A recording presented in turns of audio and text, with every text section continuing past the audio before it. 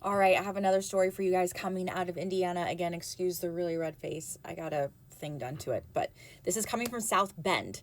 It says Michigan City man sentenced to 54 years in prison for sexual exploitation of children. This is Neil Lockmund. I may have said that wrong. 46 years old of Michigan City, Indiana, was sentenced by the United States District Court after pleading guilty to sexual exploitation of children, production of child pornography, and production of transportation of obscene material for sale or distribution.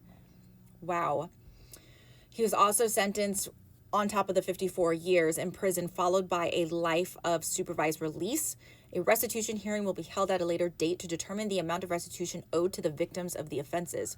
So, according to documents in the case, he produced images and videos of child sex abuse material. His crimes were committed over a 10-year period, during part of which he was employed as a law enforcement officer. He was an officer.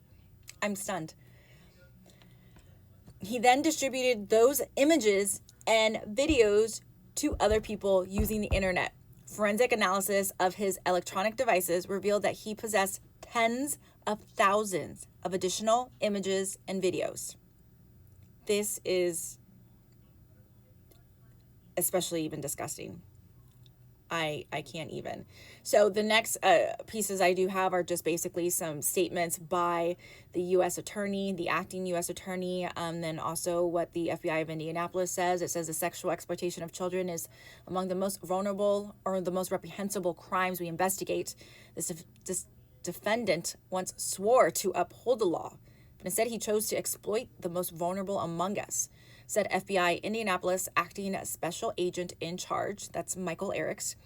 The sentence reflects the serious harm inflicted on the victims and sends a clear message.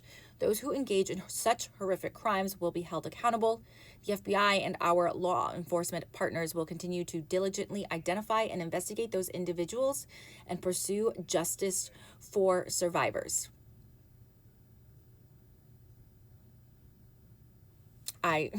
This left me speechless. I skimmed through this before. I must have read over the part that he was actually a police officer.